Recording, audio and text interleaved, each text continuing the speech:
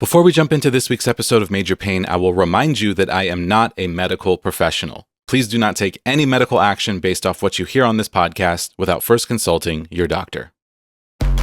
Medicine itself is kind of nebulous. My brain is just wired differently. You're feeling symptoms that the tests aren't showing exist. People need to hear your story. Tara, welcome to the podcast. Thank you so much. Thanks for the invitation. Yeah, I'm so excited to talk to you today. It's going to be a little bit of a different episode, but something I'm really excited for us to cover on the show. Before we jump into that, let's get to know you a little bit. So, Tara, why don't you tell us about yourself? Yeah, I am Tara Sundem. I'm the executive director and founder of Hushabye Nursery. In my home life, I have two boys, one that's getting married next week in Greece, so kind of fun. Whoa. But in my work life, I am a neonatal nurse practitioner where I care for babies. I used to work in the neonatal intensive care unit, caring for babies that were premature, the size of a dollar bill. And somewhere in my journey, after about 25 years, I was like, no, I really want to make a different impact, an impact on babies that don't have a voice, which no babies really have a voice, but babies that are underserved, babies that are impacted by the opioid crisis, meaning they were exposed to an opiate while in the womb. I work with moms and dads that are struggling with substance use who find themselves pregnant. They're scared to death, and they want to, number one, make sure their baby's okay. And number two, how do they parent? Number three, how do they keep their baby? And for some reason, about 7 years ago, I flipped and went, that is what I want to do. I want to make it easier for a baby to go through the painful withdrawal process. When I was in the NICU, most babies would be with us for 30 to 60 days. Very, very common, and most of the time without their parents. And a lot of that was the stigma. We didn't really invite parents in. A big portion of that is, as caregivers, nursing and medical providers, we're not taught how to care with people with substance use, people with mental health. We just get consultations for those impacts. And what I found was that babies do a lot better with their moms and dads. That painful withdrawal process that was described to me as the worst flu and migraine times 100. That's what we see in a baby. I mean, vomiting, tummy issues, inability to sleep, can't figure out a head nipple, fever, chills, all the things. We should make it better, and that's what's a Hushabye about. Wow. Yeah, this is why I'm so excited to talk to you today, because normally on this show, we ask people, what is your major pain? But today we're talking about a group of patients that can't speak for themselves, like you said. We're talking about newborn babies who are going through something very intense. And I'm really so curious to talk to you about this. In the initial email, this was described as Neonatal Abstinence Syndrome, or NAS, which is something that I had never heard of before. And just like you're describing, if the parent is having a substance abuse issue, then the child in some way is also having a substance abuse issue. So, yeah, what can you tell us about, if the pregnant mother is dealing with substance abuse, how does that affect the unborn child? Yeah, so babies are born, many people will be like, oh, it's addicted baby. I used to say that. Addiction means that you're craving it. You're craving something. Like I do crave Diet Coke. I'm craving it. I want it. A baby is born dependent, meaning they're going to feel that they're not getting anything through that umbilical cord anymore. And they're going to go through the withdrawal symptoms. Just like if I don't have a Diet Coke, I get a headache, caffeine withdrawal. A baby's going to feel the same things that an adult feels when they go through that withdrawal process. And so babies are born with the diagnosis of neonatal abstinence syndrome, meaning they're going to go through that those withdrawal symptoms. that lead to them usually in the neonatal intensive care unit being treated with morphine, which is an opiate. But the Wow. worst thing that we can do is not treat baby and baby have a seizure. Well, what we Wow. found was that, gosh, if you put a baby in a quiet, dark environment and have someone that can hold that baby 24/7, that understands that moms and dads, moms are the best medicine, babies do better. And you're able to not have to use morphine as that first line of defense. Looking forward, what does this look like for our kindergartners? What does this look like 50, 60 years down the road? This is where I flipped and went, oh my gosh, it's not all about save the babies, because that's what I wanted to do. I didn't really care about the parents, didn't understand their importance. I used to look at parents and go, you did this to your baby. If you loved your baby, you wouldn't have done this. I didn't understand that, oh my gosh, opiate use disorder or an addiction to opiates isn't a moral failure. Many of my families were like in a car accident, were given, Percocet for their teeth, for getting their wisdom teeth out. And some people have the breakdown in their body that after 3 to 10 days of taking an opiate around the clock, they can't stop. And when I learned about that, I was like, oh my goodness, we need to make this better. But fast forward for babies, if babies don't have their parents, it sets them up for long-term issues, medical and mental issues 50, 60 years down the road. Those are things that we call adverse childhood experiences. ACEs is what they're called. There's a study that shows that if you have bad things happen to you between 0 and 18 years old, that your brain actually changes. And if you have 4 or more bad things that happen to you, poverty, substance use, mental illness, your father's in jail, divorce, you saw somebody killed, any of the things, it changes your brain, the developing brain, and it's been correlated with people at 56 years down the road that have 4 or more ACEs. They have hypertension, diabetes, mental health, substance use, chronic heart disease, all of the things. And I was like, who in the world knew that? And when I found that out, I was like, okay, so for us to really help this baby, we have to help the entire family system. Otherwise, this baby, just by being born substance exposed, when this baby's 56 years down the road, they're going to have diabetes, mental health, substance use issues just by being born.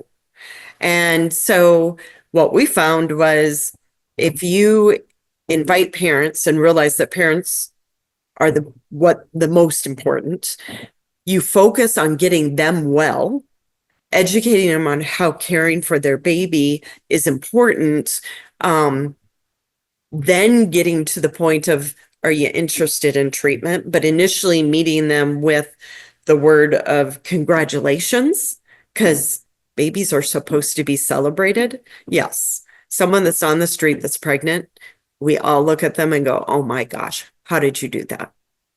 It wasn't planned. Most of my moms that I'm working with are not planned pregnancies. These are, shoot, I'm pregnant. Now I need help. And if I'm going to be a good mom, I've got to get well, but I don't know how to do that. And so we meet families where they're at. First thing that they want is they want to know, is their baby going to be okay? And we talk them through what that looks like. How can they make their baby go through that withdrawal process easier? Putting them in the quiet, dark environment with them there. Then as we build that trust, and everyone at Hushabye's told them, congratulations, we're so excited for you. Then you find that they go, okay, well, I've tried treatment 15, 16 times before, but this program seems different. This program isn't saying I have to do all these things. This program is saying this is what your baby needs. And these are the things that you can do to get there. Parents just have to say, I want to, and they show up. They miss an appointment, it's okay. Come to the next one. Just show up, walk through the doors. We understand that addiction takes many, many times to overcome. And we just are there when they say they're ready. Yeah, this is so interesting. It seems like you're taking a very love-centric approach, family-centric approach, and recognizing that there's no perfect way through these scenarios, and we're just going to try our best to do our best for these children and for these parents as well. Yeah. And opiate use is a tricky, tricky topic, especially in the context of this podcast, where a lot of us that listen to this podcast have chronic pain. And a lot of people that listen to this podcast use opiates to deal with chronic pain in ways that is really important. And, you know, I mean, I have used tramadol myself in the past, and it was a huge, important thing in my life. It was a massively important piece of me getting through those years before I got a diagnosis and got better treatment, more specific treatment. Before then, I was in so much pain that I just really couldn't function some days. And I was lucky in that, you know, one tramadol a week would be enough for me and kind of break that pain cycle, get me back to work, get me back on stage, because I was playing in bands back then. And, you know, that was a very positive thing in my life. But it's such a slippery slope as well. There are so many people for whom, you know, taking one Percocet or one opiate of any kind can lead to addiction and lead to being inside of this cycle that is so hard to break. And then if you get pregnant within that, absolutely that parent deserves compassion and empathy, and we need to care for the parent as well as for the child. And it sounds like just a really complicated situation in which there aren't necessarily right answers, but you're just sort of making your way through the best you can. And I really like that. I think that's a really interesting approach to a really complex situation. Yeah, I think that when you say we meet them with love, that's exactly it. I always tell people it's not hard to not be, I'm going to say a naughty word, asshole. It's not hard it's not hard to be kind. Just be kind and loving, and realize that, you know, that person on the street is someone's son or daughter. And when I put myself and think of that, it's like, okay, so maybe that person on the street, their parents had to do tough love because they were dangerous. They stole from them when they were under their, you know, substance use. But I can meet them where they're at and go, okay, I understand what you did before, but I'm just going to meet you here. What are you interested in? And what can we do? And what we find is if you give them, just say they walk in the door, I call that a little W, a little win. They walk in the door, they talk with a peer support. Peer supports are people that have been through our program, and now they work for us. They're raising their kids. They're doing fabulous. They start talking with peer support, and they say, yeah, I want to be a part of a program. There's your big W, your big win. We just need little wins to keep going, and realize that when someone calls, if they text, if they show up, that is such a huge feat. And to go, they're scared. One article said that a pregnant mom struggling with substance use is the most vile patient to many medical professionals to care for. And so can you imagine being pregnant and going into the hospital and knowing, or not even knowing, but being treated as the patient that nobody wants to care for? We do it. I've seen it. Yeah. And I have been that person that did not want to care for these families. And I didn't understand addiction. I didn't understand, you know, if we just even talk chronic pain, babies are going to withdraw from Percocets. They're going to withdraw from Vicodin. But we have to take the stigma out of it and go, okay, yeah, they are going to withdraw, but let's do what's right for this baby. And so if it's legal or illegal, the baby's exposed to an opiate, and all of our babies deserve the very best care, um, and stigma-free care. Yeah. So as these children grow, if they were exposed to an opiate as a youth, is that something that makes it more likely to become addicted or dependent as an adult if they are ever to come across those opiates again? Or do we even know? We have no data on that. Wow. Zero. I have so many families that ask me that, and they're like, so is it going to trigger something? You know, they break their ankle and will it trigger back? And I'm like, if you really look at addiction, it shouldn't. It shouldn't be that, because baby was born dependent, not addicted. But there's no data. This population was not of interest to anyone in the medical field, at least neonatology or pediatrics, until about 2015, when we just were like, holy cow, these babies just keep coming. And realizing with that opioid crisis starting in 2008, 2010, now in 2015, we can't ignore it any longer. And that's when we started studying, started going, okay, what can we do to make it better? And just out of, me working as a neonatal nurse practitioner, realizing that I had a few parents tell me that they weren't going to leave at night. And I was like, what do you mean you're not going to leave at night? And two of them, probably about a month apart, said, I'm not leaving because we're never going to go home if I leave. And I said, well, you can't sleep here. There's no room for you. Both of them were in treatment, both prescribed medication-assisted treatment, doing well, had jobs, working, parenting the other kids, doing fine. And both of them said that. And I was like, no, it's not going to happen, whatever. They did not stay. And I come back the next day and they got medication, both of them, more morphine, one at like 2:00 in the morning, and the other one was like 5:30. And I was like, oh my gosh, this is so true. Well, the third parent that finally said something that made me go, they're right, that there's something going on, was an adoptive family, that this was their second baby that they're adopting from the same mama.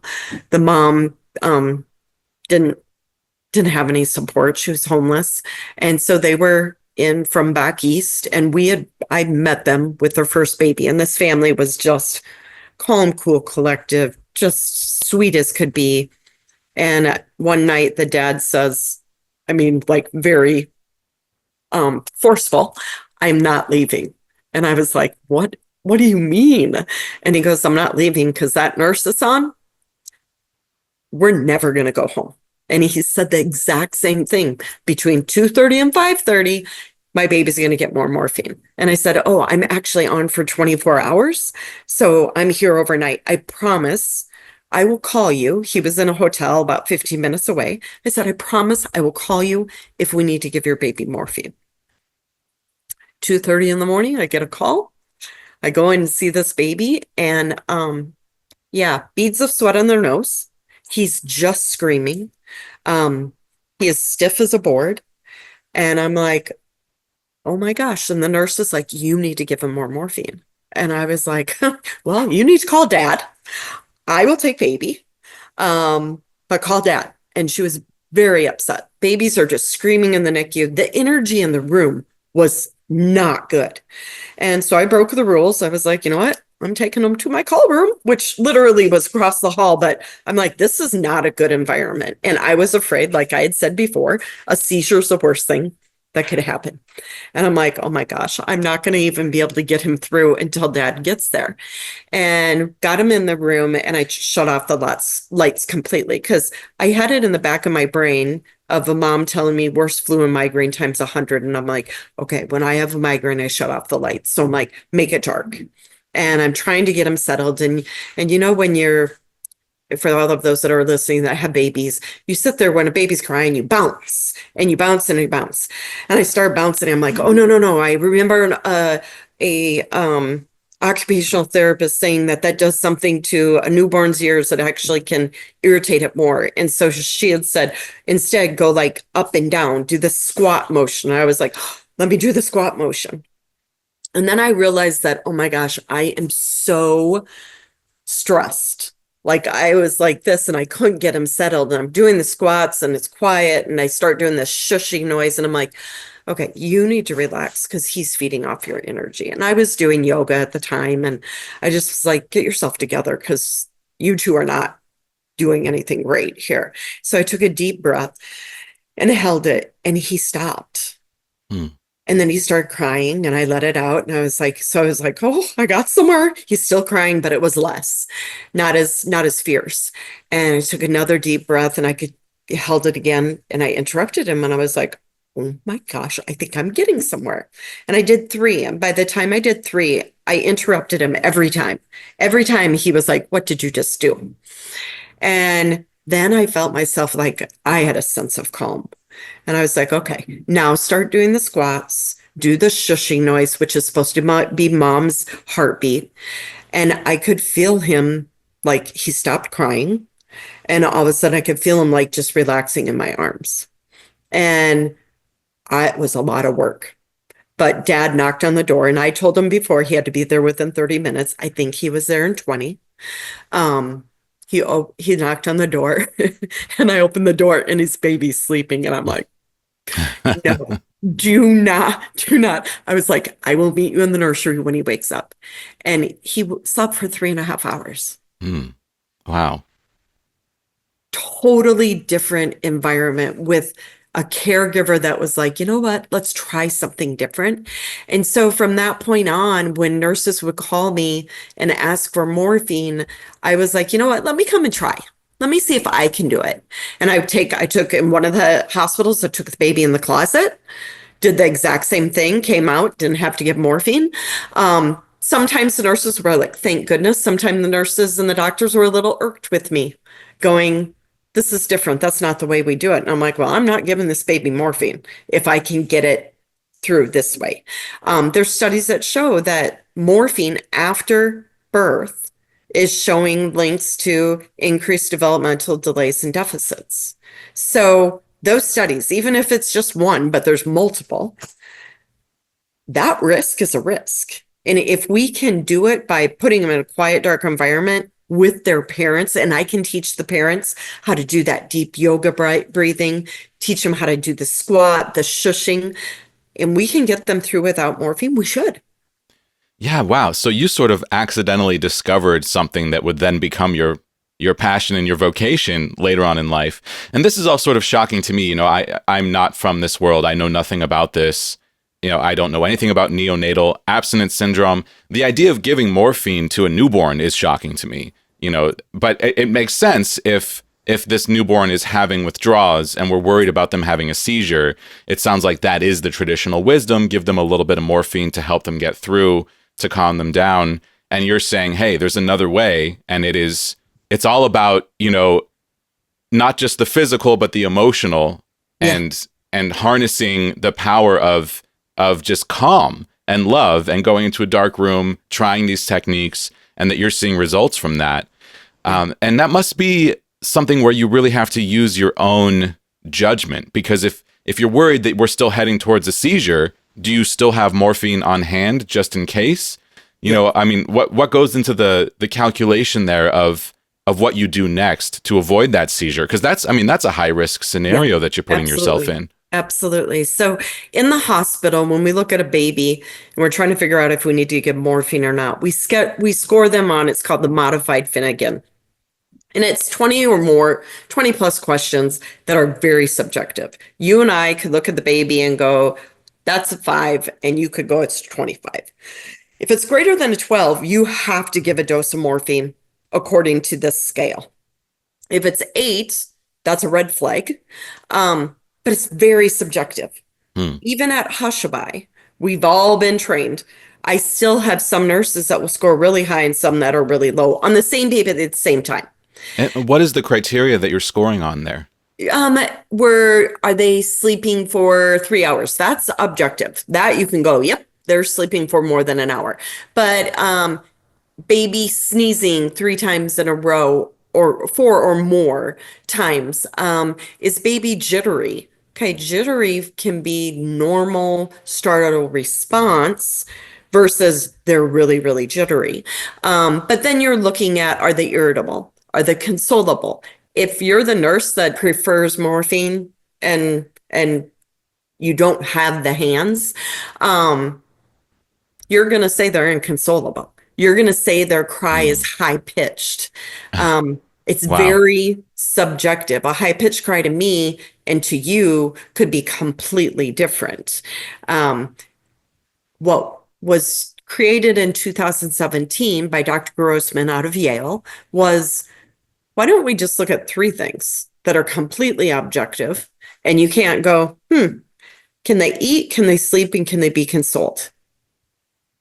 Simple, easy. Can they do those things? If they cannot do those 3 basic things, then they need a dose of morphine. But instead of starting them on every 3-hour morphine like we do in the hospital, we give them a dose and go, okay, let's just see what happens. And when we do have to give morphine in the hospital, in the neonatal intensive care units, 9 out of 10, more than 9 out of 10 babies are getting morphine every 3 hours. At Hushabye, if they come to us not on morphine, 7% receive 1 to 2 doses ever.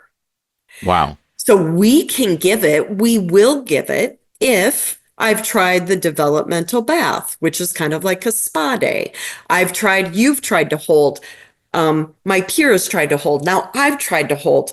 We've all tried to see if we have the energy that this baby likes. We've made it completely dark. We've tried all of the things. And then after we've done that, which takes a while, after we've done all the things, then we go, okay, yep, this baby needs a dose of morphine. So we will give baby medication if we need to give medication. But our number one goal is meeting that baby's needs, which means meeting that family where they're at. And at Hushabye, parents can stay with us 24/7, even if they're not well. Can they use on site? They cannot use on site. Am I going to let a mom hold their baby when they're under the influence? Absolutely not. But a mom sleeping in a bed by her baby in the bassinet, that proximity makes that baby's brain develop the way it's supposed to. The neurons and the synapses are doing things that you and I can't do unless we are related to that baby. I want that mom there. I also want that mom and dad to be alive. And so we have Narcan in every room. All of our volunteers, all of our staff, everyone knows how to give Narcan, which is the reversal drug for an overdose. We look at it as the baby's that firecracker to a family getting well. Sometimes a family doesn't get connected to us. Maybe they find out they're pregnant, they get connected with us prenatally, but maybe it's not until they meet their baby that they get connected with us. Maybe it's not until their baby goes to foster care that they get connected with us. Maybe it's not until tomorrow their baby's rights are going to be severed that they go, okay, I heard about Hushabye, now I need them. Whenever they're interacting with us, that's when we're going, okay, what are you ready for? These are all of the different options. We'll help you do the calls. We'll do the calls for you. We'll help you fill out the paperwork. We'll fill out the paperwork for you. Just to help you break the barriers and be able to access care that you need. Having a mom in the room or dad, mom and dad, both, helps that baby go through that withdrawal process. Average time for a baby to go through withdrawal right now in the United States is 22 days. At Hushabye, less than 8 days. So Wow. when you say worst flu and migraine times 100, I can't imagine when I've had COVID and it was for like 13 days. I would have done anything for it to be 1 minute less. Yeah. And we're, 8 days compared to 22. Yeah. And I wonder if using less morphine is a big part of that, because every time you give a dose of morphine, you're sort of restarting the process that then needs to be detoxed from. Yep. You're exactly right. You're exactly Wow. right. Yeah. Fascinating. And also, I mean, there's a two-pronged approach here. One is the child and the other is the parent. Mhm. So I can imagine that going through pregnancy, giving birth for someone who is, struggling with substance dependence, I can imagine that could be a real, kick to try to kick that substance. So is that something you're working with the parents on throughout this process? And Yeah. and what is the process of that? Yeah. So initially, when parents reach out to us, they've tried to get well. They've tried and tried. And so when they're reaching out to us, they're just like, how do I help my baby? And so we have to build their trust. And so initially, that first word, congratulations, teaching them how to care for their baby, and then connecting them with a provider for medication assisted treatment. So someone that has opiate use disorder, their baby going cold turkey will actually put them at a higher risk for miscarriage and preterm delivery. And so it is not the gold standard of care for you to just quit. Wow. The gold standard of care is let's transition you to Suboxone, Subutex, or to methadone, and then get you stabilized, get you housing, food, transportation, all of the things so that you're able to parent successfully. All of those medications have such a bad stigma to them, but they are life savers.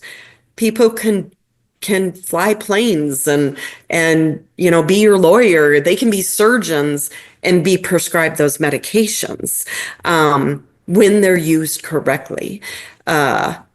We just meet them with, these are your options. These are, this residential treatment program is 90 days. This one's 30. This one is a year. This one, you can't have your phone. We know all of the different resources, maybe not all, but a lot in Arizona that we're able to forewarn the parents of, you're not going to get your phone for a year at this place. Are you up for it? We're not going to send them to some place where they go, yep, they just sent me to that. And nope, there's another reason. They just need one little reason to go, nope, told you I tried and I can't do it. And so we are able to sit with them and go, what is a good fit for you? And then we're using the community resources to do that. And so Hushabye has a niche of meeting pregnant and parenting families struggling with opiate use disorder and their babies.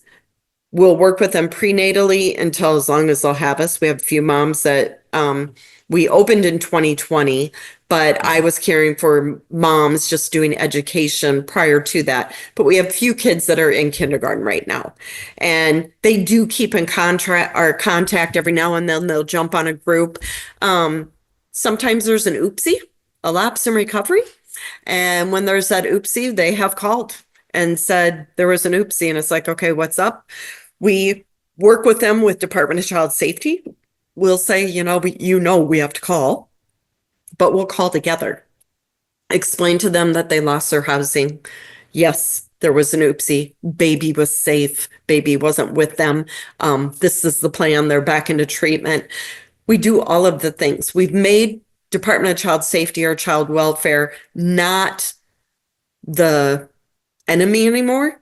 We've made that process not be punitive, but collaborative, meaning DCS, Department of Child Safety, what can you do for this family to ensure that they're safe and that they keep themselves together?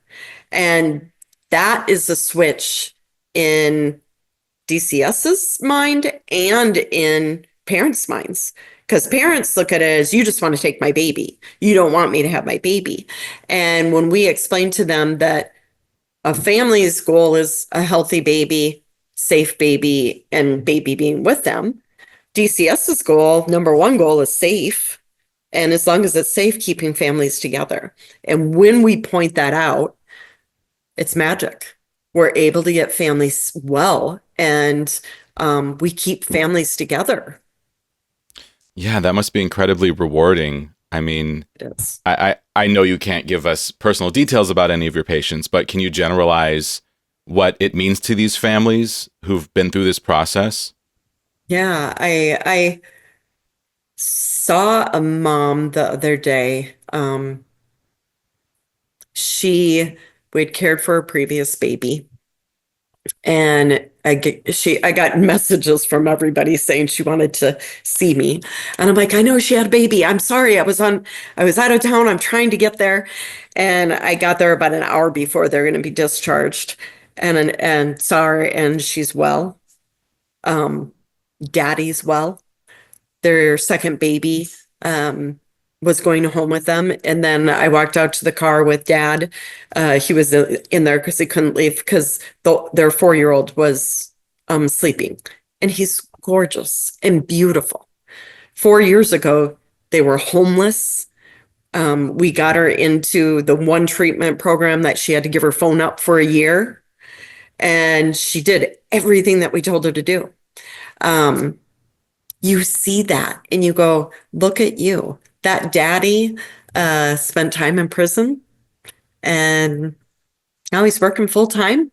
He told me when I saw him, because he was a squirt the first time that I met him.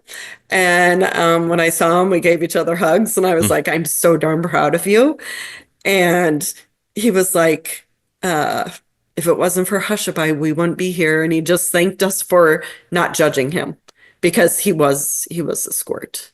And this was just a different guy. And he goes, I need to do it for the kids and I need to do it for her. And he was talking to me about him mending his relationship with his dad and his mom. He had a shirt of his dad's business on, and he goes, I get to work every now and then for his business. And so he's building that trust up with his family again. And that's just like one of the stories. And do we have stories that don't always work out? Yeah, we do. But more often than not, we see those little wins that end up being great, big, huge wins. And what you see is the staff of Hushabye, whether it's case manager, or a therapist, or a nurse, or a PCA, or a volunteer, just embracing this family and going, how can we help? And loving that baby, but realizing to love that baby, we have to embrace the entire family system, whatever that looks like. Yeah, wow. I'm so curious about this transition that you personally went through. You said something earlier about these mothers being the patient that the doctor doesn't want to see. And that just resonated with me because I had a mystery illness for a really long time and I was the patient the doctor didn't want to see for a completely different reason. But I get the feeling, I felt it over and over again of feeling like you need help, you need care, you want to go to the person who you expect to help you. And then over time, you're sort of beaten down over and over again and then realize there is no help to be had there. Yeah. Or just this feeling of despair that the service that's supposed to be there to help you get through this thing isn't for you. And that's a horrible feeling. And then you talk about being on the other side of that and feeling that way towards these patients and then realizing that you needed to go through an adjustment. And I think that's a really interesting adjustment to go through for a healthcare practitioner and one that I think is so crucial and valid. And now you're talking about these patients as family systems, as human beings, as people with an energetic component that needs to be healed and harnessed for healing. And that's so different from what we talk about in the Western medical system, where it's like you take this pill for this thing. If you don't have a clear diagnosis, you don't get any help at all. These things that all of us with chronic illnesses have fought back against for so long. So I'm curious about your transition because I'm wondering if there's anything in there that can be applicable to any other healthcare practitioners. Yeah. Well, my initial was a moment that I'm not proud of, but I've looked back at it. I was a bedside nurse, so I've been practicing for 30 plus years. But I was bedside nurse for 7 years. So somewhere in those 7 years, I can remember caring for a baby that cried my entire 12-hour shift. It was just an awful shift. And I left that night going, I am back tomorrow, but I am not caring for that baby.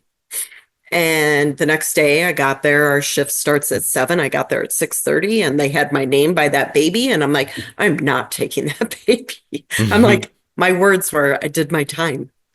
Hmm. So I had stigma, not just to the parents, but to the baby. And, when I look at it, I'm like, okay, I went into nursing to make a difference, to care for people. And you have this tiny baby that I'm saying I don't want to care for. Shame on me. And I can guarantee you that there are medical providers, nurses, people that are out there going, I've said that about people a lot. And so as I was starting Hushabye, someone in the community heard that, I had the shushing and the squatting and whatever. And so I was invited to speak at a conference for infant toddler mental health. And in the conference, I was showing them the squat and, turned on the lights and deep yoga breath and all the things. And there was a psychologist and a psychiatrist in the audience. And at the very end, they go, so where do adverse childhood experiences come in? And I was like, I don't know. And they're like, well, ACEs. I'm like, I have no idea what you're talking about. Okay. I'd been practicing for over 20 years at the time. Over 20 years. This study was 1998. It is a huge sample size. Why is that study not something that goes to the medical field? Why was I not? I had to do continuing education courses. You have to do all the things. Why, if that study is so impactful, which it is, and it still keeps going, and has such an outcome, why would we not be doing something different? And so after that, presentation, because I was like all nervous because I'd never presented, and I was like, oh my gosh. And then they asked me something I don't know. I go home and I'm like, ACEs, what are ACEs? And looking it up, and Dr. Nadine Burke Harris has a YouTube TED Talk, and she talks about ACEs. And I went 15 minutes that changed my complete thought in addiction, in how these babies have to be cared for. And so Hushabye's initial thought of save the baby went to save the family. And I just then embraced, like everything in medicine, it always had to be evidence-based. And so we always had to read literature. We had to, study all of the things. And I started studying, and I'm like, you guys, do you realize what we're doing? We're like putting these babies at risk just by being born. And even though that data's out there, we've been open for almost 5 years. We've served 980, I think, 2 babies in less than 5 years. And we still have people going, they shouldn't be with their parents. They shouldn't get the absolute gold standard of care because of the stigma that caregivers have towards this dyad or triad. Wow, fascinating. So you mentioned Hushabye came into existence about 5 years ago. Where are you located, and how broad are your services offered?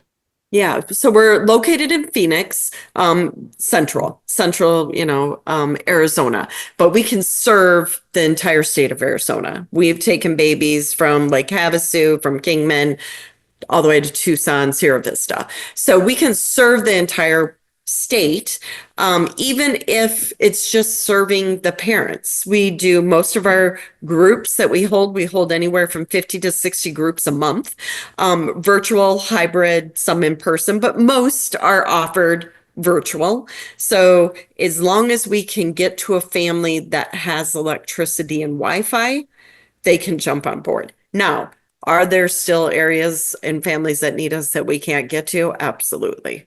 They don't have the resources. They don't have electricity. They don't even know about us. Yeah. And I mean, what about anyone else who's listening to this who maybe was getting so excited saying, I want to check this out, but then they're not in Arizona? I mean, is there anything like this anywhere else? Or can people come from out of state to seek care with Hushabye? lot of our education is on our website. So hushabyenursery.org is where you can find a lot of education. Our YouTube channel, same thing, Hushabye Nursery, has all of like the shushing and the swaddling and the squats and us talking about how to do it, us demonstrating how to do that. There are a few places that do similar work to ours. Maddie's place in Seattle, Bridges Path in Ohio, Lily's Place in West Virginia. Those are places that are doing something similar, not totally the same. We are different in the fact that we get babies at about 24, 48 hours of age. And so we really try to take the place of the neonatal intensive care unit. Our services are about $10,000 for a stay compared to $80,000 in the neonatal intensive care unit. 95% of our clientele are on Medicaid.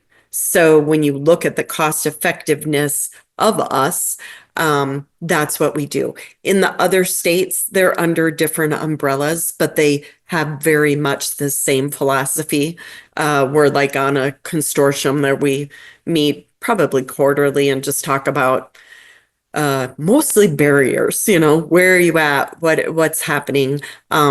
This transition hasn't been easy for the community initially to jump on board. Now they're getting there. But the hospital partners are very, very hard. We're taking funding from them if a baby doesn't go to the neonatal intensive care unit. So there's still that hurdle that we're working on. Yeah, wow. I mean, there's the whole political thing going on here on top of the healthcare aspect. This is a lot to balance. Does that ever feel overwhelming to be at the center of something that's so important and also so unique?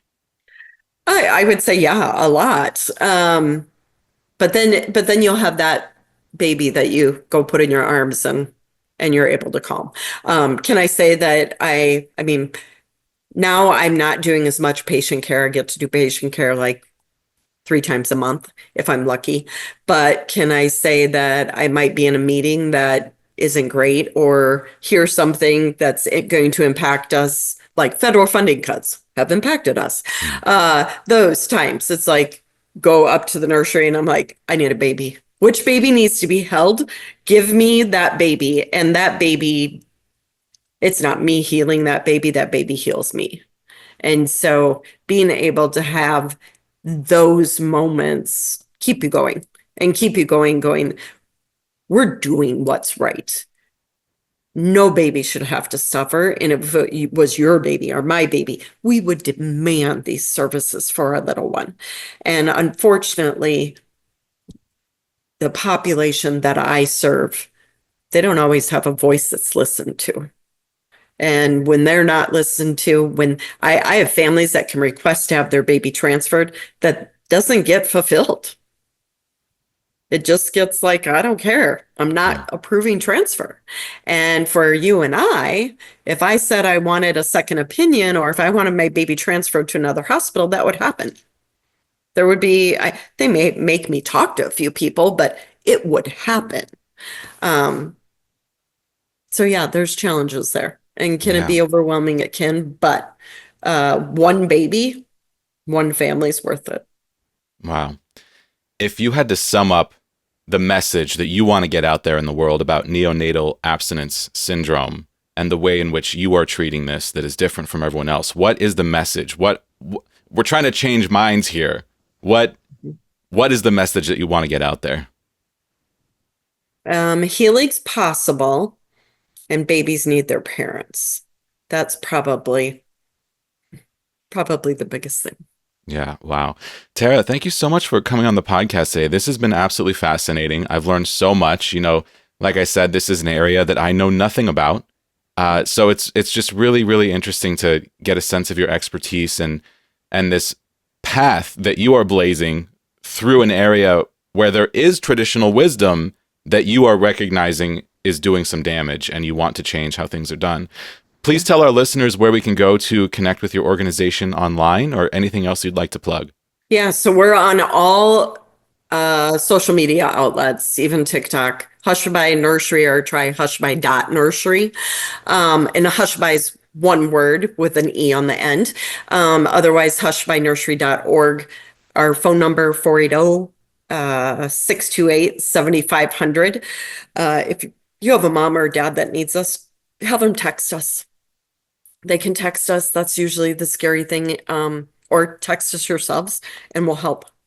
Amazing. Thank you so much for coming on the show and sharing with us about your important work. Absolutely. Thank you so much. Thanks for listening to this episode of Major Pain. I'm Jesse Mercury, the creator of this podcast, with support from Trisha Schmidt and Casey McKenzie. Artwork by Egg Salad Salad. Our theme music is the song Time Machine from my synthpop album Sci-Fi, now streaming everywhere. Join our community on social media, TikTok, Instagram, YouTube, and Facebook, all at Major Pain Podcast. If you have questions or comments you'd like to share with myself, our guests, or our listeners, send an email to majorpainpodcast@gmail.com. You can also head to our website to learn more about this show, support its creation, or leave a comment on any episode at majorpainpodcast.com.